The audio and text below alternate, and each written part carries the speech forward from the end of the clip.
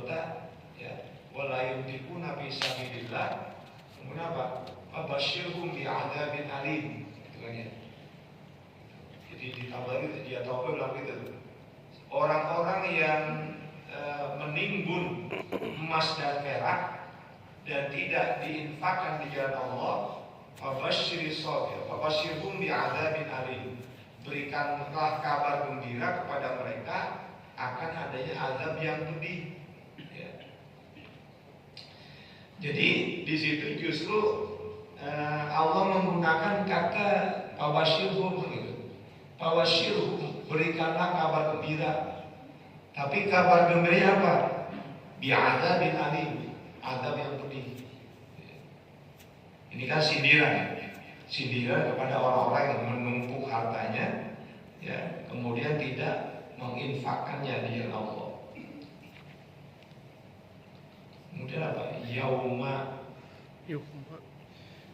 Yuhma alaihi fi nari jahannama atukwa jibahuhum wa junubuhum wa zuhuruhum hadza ma kanastum, ya, di anfusikum padukul adzab bima kanu yaksibun bima kuntum taksibun.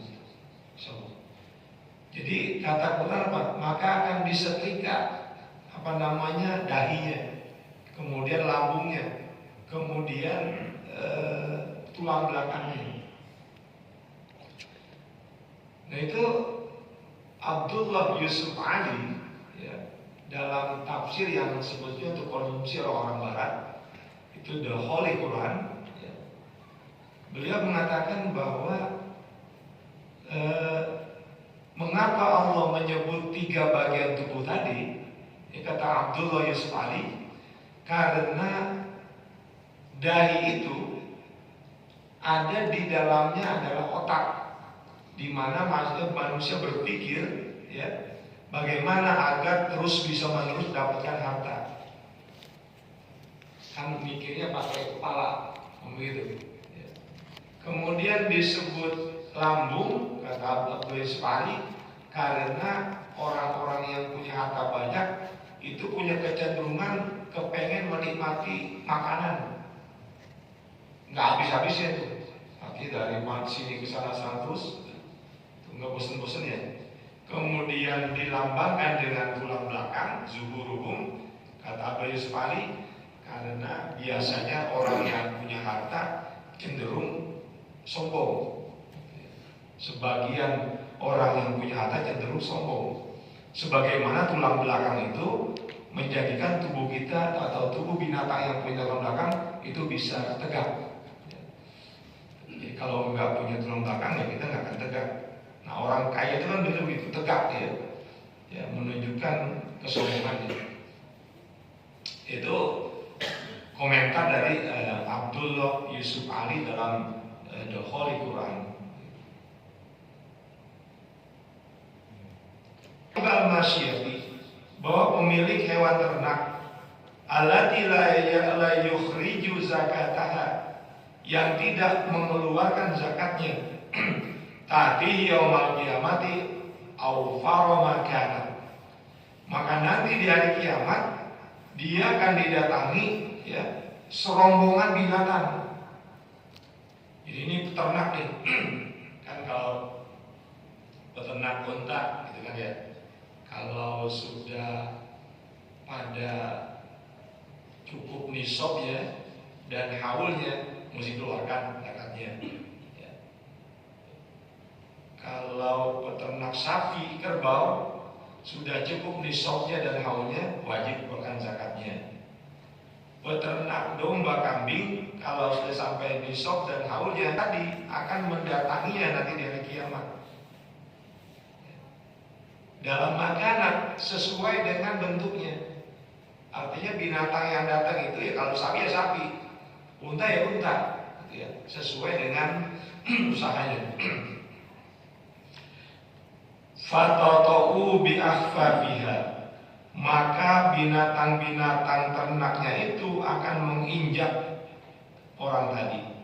Bi akhfafiha, dengan kaki-kakinya. Wa azlafiha, dan kuku kuku-kukunya, ya.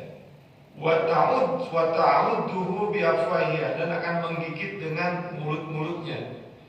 Wa tantahu bi quruniha, dan akan menanduk dengan tanduk-tanduknya.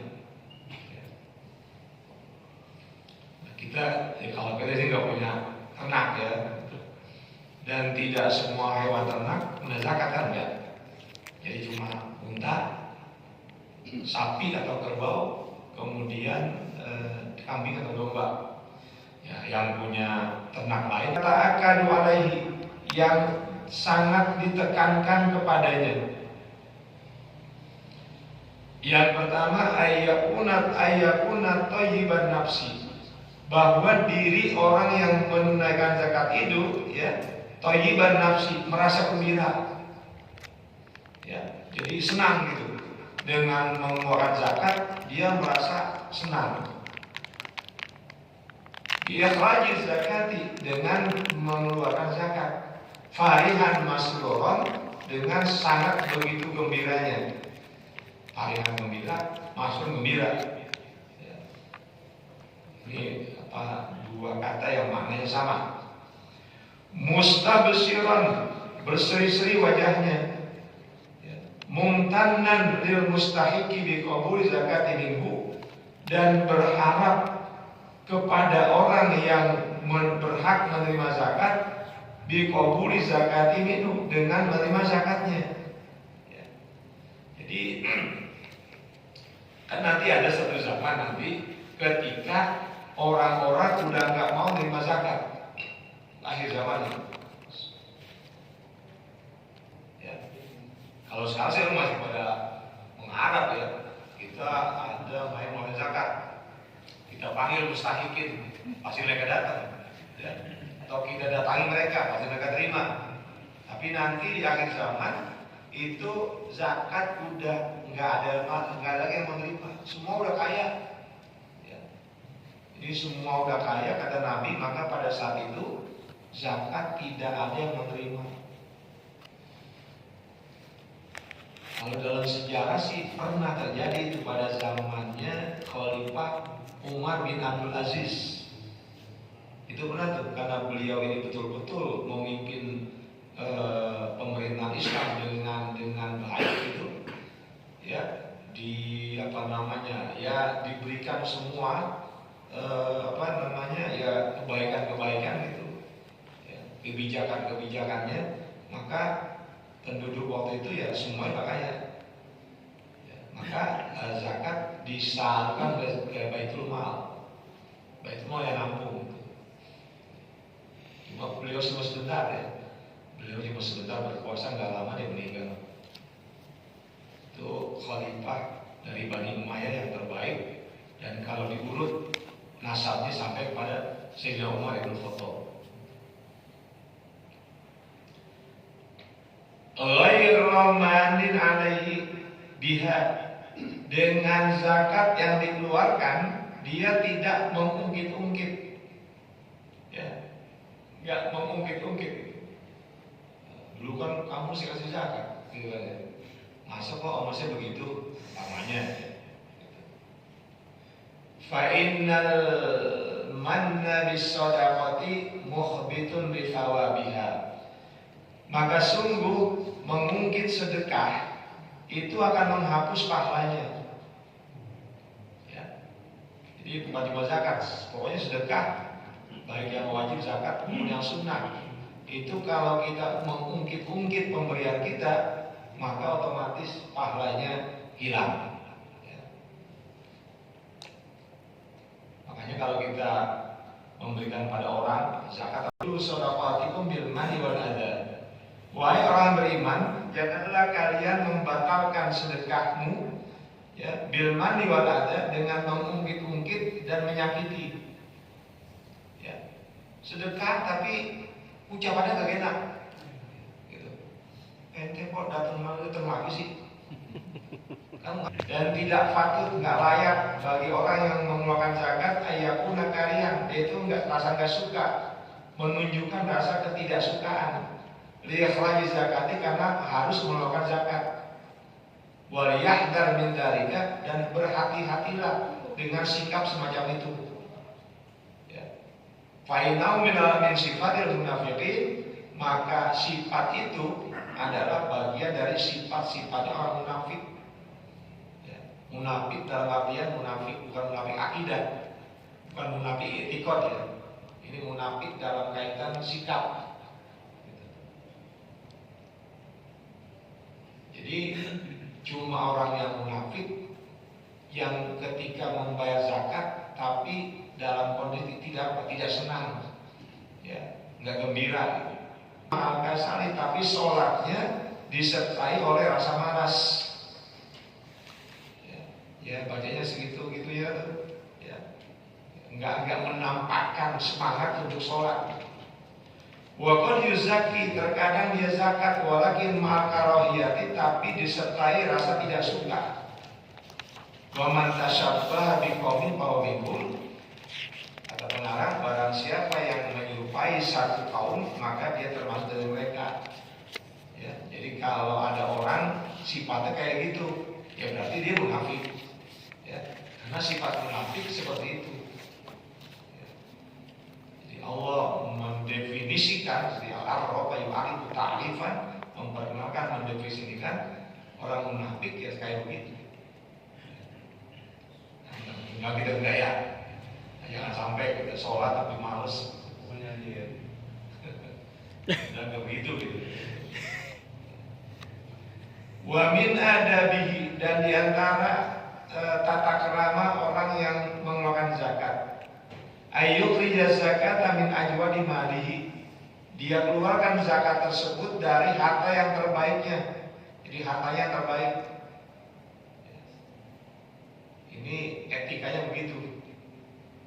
Ini biasanya pada zakat peternakan, zakat paling utama. Ya. Jadi kalau kita umpamanya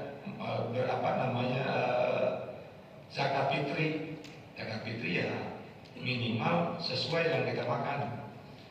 Kalau kita makan beras yang 15.000 ya zakatnya segitu. Jangan cari yang lebih murah. Wal wajibu, dan yang wajib adalah al-ikhraju minal wasati, mengeluarkan dari kelas yang tengah-tengah. Ya. Jadi dari kualitas yang tengah, antara bagus dan jelek. Itu wajibnya tuh, ya, wajibnya begitu.